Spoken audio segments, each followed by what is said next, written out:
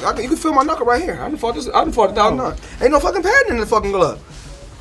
Look at, you can tell. Look at this. You can tell. This motherfucker already like broken in. Come on, man. There's no padding. How you trying to fight in gloves with no padding? This, like I said before, this is not a bare knuckle brawl.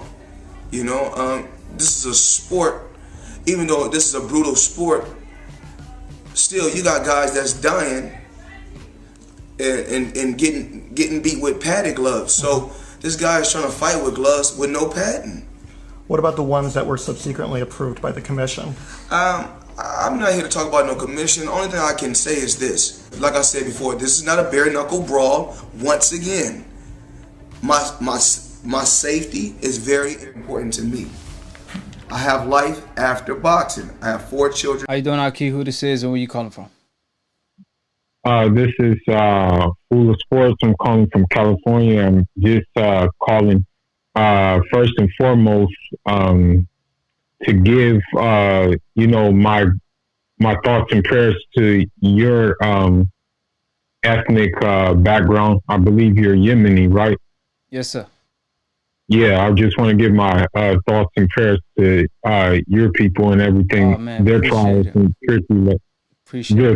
tribulations they're going through. But I also wanted to tap into the whole Tyson Fury situation. Yeah, about the whole thing. Yeah, and if you don't mind, let me inform the public what you were referring to. For the people that don't know, obviously Yemen is facing a tragedy with people dying from hunger. There's reports that by the end of this month, 4 million people are gonna die from hunger and starvation. You know, that's in Yemen. Obviously, the Rona, they facing that recently because, you know, there's no traveling, but they recently have a couple victims. So that's spreading like fire over there. And there's no money, there's no water, there's none of the above. So, inshallah, God be with them, and hopefully we could bounce out of this. Appreciate you, Akhi, for sending your prayers for that. But go ahead, I didn't mean to cut you off. Yeah. No, you're fine. I just wanted to say about the whole glove situation and things like that. I look at it in 2 ways. I look at it in one way, Team Wilder should have been prepared for anything that they were going to throw at him, because of the simple fact that, Tyson Fury has a history of just being a shady character anyway. Right. And so it wasn't going to be like, there may have been a chance that it wasn't going to be fair and square as it is. So I would have just, especially with the fact of like bringing in new trainers. I know Wilder, he's like very competitive guy, very confident guy.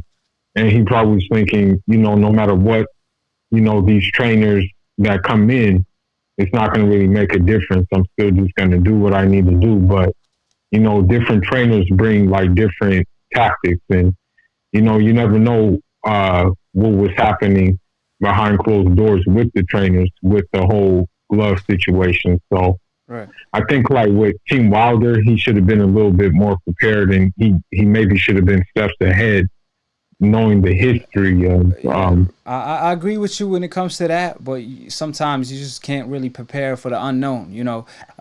Sometimes you have to be aware, though, which is like what you pointed out is kind of like you have to be aware, and because one thing he couldn't stop was beat Fury while he tampered with the gloves. I mean, the man pretty much, he fighting a guy bare knuckle. You know what I mean? That's a huge disadvantage in the heavyweight division. Yeah. But one thing for sure, you could have stopped that from happening if you would have been more aware and more cautious. You know what I mean? And, I just, like I said, this happened in the past. The Resto situation, the Margarito situation, even the Maidana situation. A lot of people were talking about Floyd Mayweather scared. Like, Mayweather fought 1,000 times. He ain't scared from nobody. Exactly. He fought Canelo. You know what I mean? Like he and mind you, he fought Canelo when he was past his prime. But he made it look very, very easy. Like, I mean, that fight looked very, very simple. Like, not to go off subject, but the way Floyd Mayweather fought Canelo, if you didn't know how difficult boxing was, you would be like, I can do that. Right. You know, the way he fought him, it would be like, you'll be like, man, that's easy to do. That's how easy that fight was, you know? And then what's crazy when you say that is like Floyd Mayweather does these little things that people don't even see. They don't even know what he's doing, like the control offensively, defensively, how sharp the man is. I mean, that, like I said, his experience level is just on a whole nother scale. Now, I want to get your thoughts on this because a fan asked me to pretty much talk about this Premier Pit Boxing. He asked me, or he informed me that, you know, better believe Maidana pulled the same cheating tactics on Broner. Broner never been the same since. He stopped letting his hands go. That's true. And what's your take on that? I mean, honestly, you never know, bro, because when you look at when a fighter goes through something like that, like anytime a fighter fights someone who's on PEDs or something like that, anytime a fighter fights someone with loaded gloves, they're usually not the same fighter. I mean, you know, when you look at Miguel Cotto and after the Margarito fight, I mean, Miguel Cotto was still good, but I have a feeling he would have been way better if it hadn't been for that fight. When you look at this one fighter, I think, what was his name? I think his name was Antoine Douglas or something. I forgot his name, but it was Antoine something. He fought a guy who was juiced to the gills.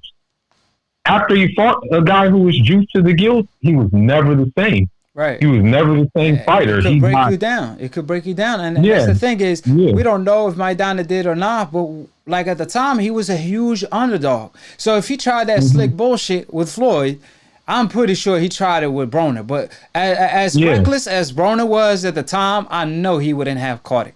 And as cocky as he was, he would not have caught that. And he pretty much saw he fought with them same brand gloves because remember, Robert Garcia. Robert Garcia was like those same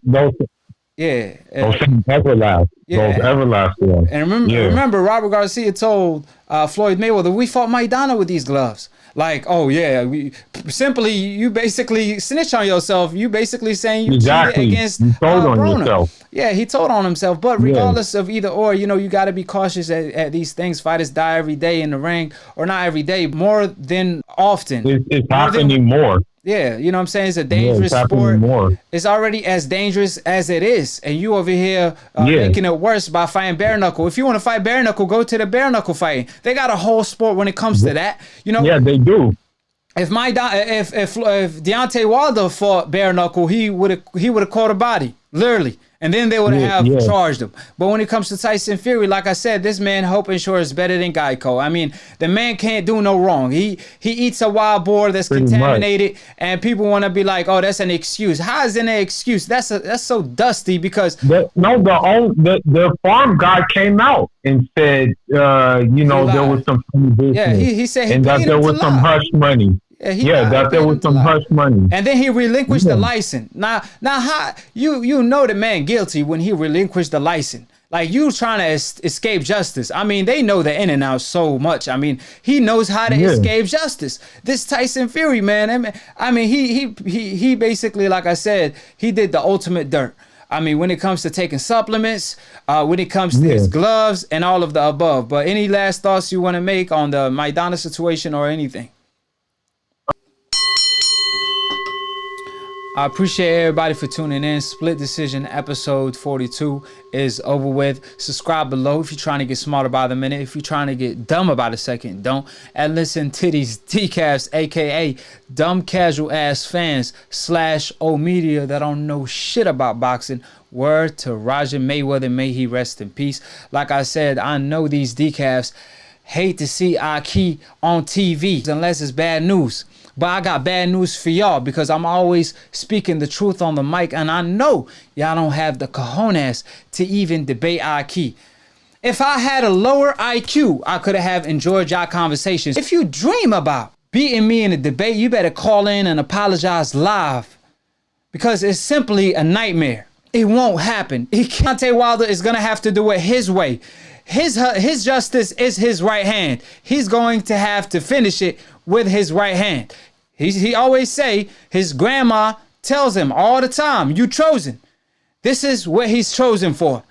If he puts Tyson Fury out and writes his own movie, he writes the ending of his movie, regardless of old media want to write the script for the middle of the movie, the complex of the movie. If Deontay Wilder writes the ending of the movie and knocks Tyson Fury out, which pretty much he should be able to do since Tyson Fury did all this tampering, then that's the end of the story.